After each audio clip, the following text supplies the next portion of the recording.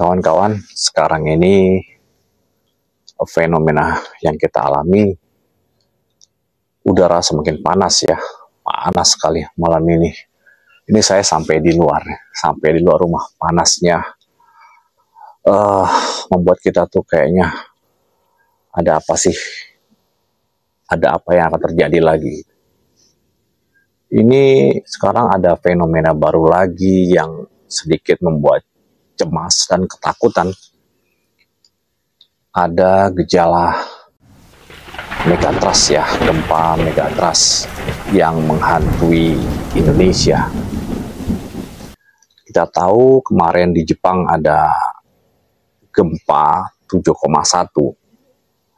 Itu cukup membuat kita was-was dan kita sedikit merasa ketakutan ya.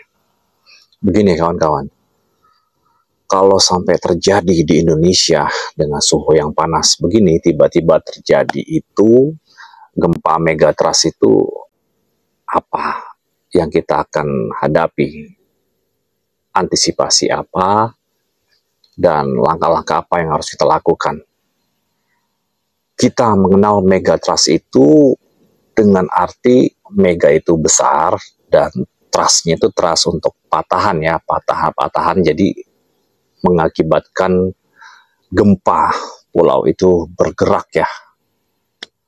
Jadi secara kacamata orang biasa, kita bukan ahlinya, kita bukan orang yang qualified untuk mendeteksi gempa itu berapanya dan bagaimana kekuatannya.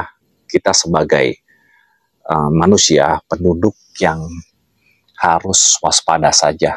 Kita bisa melihat dan mendengar dari berita, dari sosial media. Para pakar menjelaskan kalau di Indonesia ini akan terjadi gempa itu bisa saja di Selat Sunda dengan Mentawai ya, di Sumatera Barat. Di Selat Sunda itu diperkirakan 8,7 magnitudo ya. Kalau yang di Mentawai itu, di Siberut itu 8,9 magnitudo.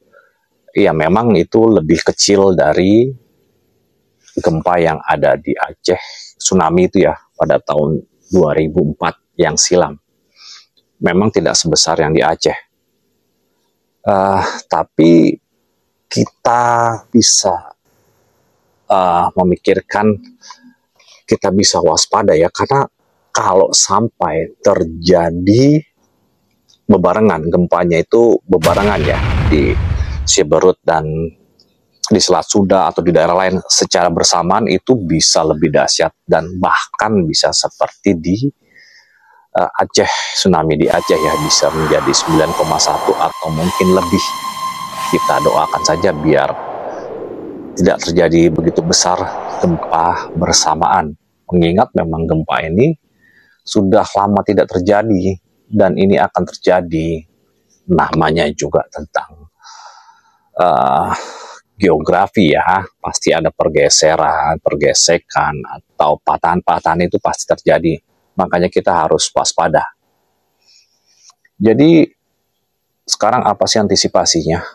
Antisipasinya ya, kita harus waspada, kita harus siap-siap. Pertama yang kita lakukan adalah mempersiapkan apa yang kita bawa saat terjadi evakuasi. Sebelum evakuasi dulu ya, kita harus tahu tempat-tempat di mana yang aman dari bangunan atau dari pepohonan tinggi yang bisa mungkin tumbang, yang bisa menimpa orang gitu ya. Bangunan tinggi, keretakan, jalan. Jadi kita harus tahu tempat-tempat yang aman, daerah yang bebas dari bermacam-macam bangunan dan halangan ya. Daerah seperti daerah yang lapangan gitu. Kita harus tahu kita lari kemana, menghindari terjadinya kejatuhan gitu. Nah, kalau kita sudah tahu dan kita harus bisa memanage apa aja yang perlu kita bawa gitu. Yang perlu ya, salah satunya kita harus bawa satu tas itu surat-surat berharga, ijazah ya pokoknya surat-surat berharga, ya perhiasan, atau mungkin kalau kita punya emas atau yang berharga lah pokoknya kita bawa lah ya. Sesuatu yang berharga itu satu tas. Terus makanan itu perlu ya, cadangan makanan seperti mie instan, gula, kopi, atau mungkin beras, ya boleh saja dalam cakupan yang cukuplah masuk dalam tas untuk 3 hari ya. Mungkin kalau untuk keempatnya kita tidak tahu, walau alam ya, kita berserah saja.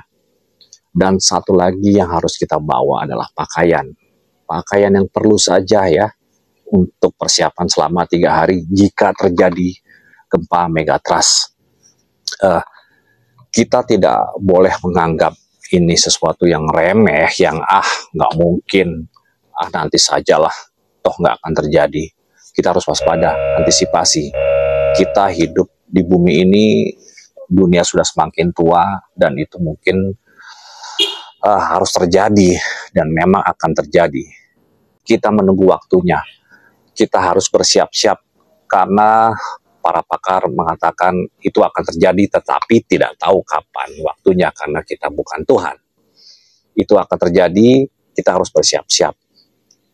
Dan himbauan juga untuk masyarakat, janganlah menuju ke pinggir pantai dulu, tamasya atau jalan-jalan ke pinggir pantai, jalan-jalan ke daerah yang rendah ya, karena ngerinya nanti terjadi mendadak tiba-tiba tsunami, kita tidak bisa menyelamatkan diri.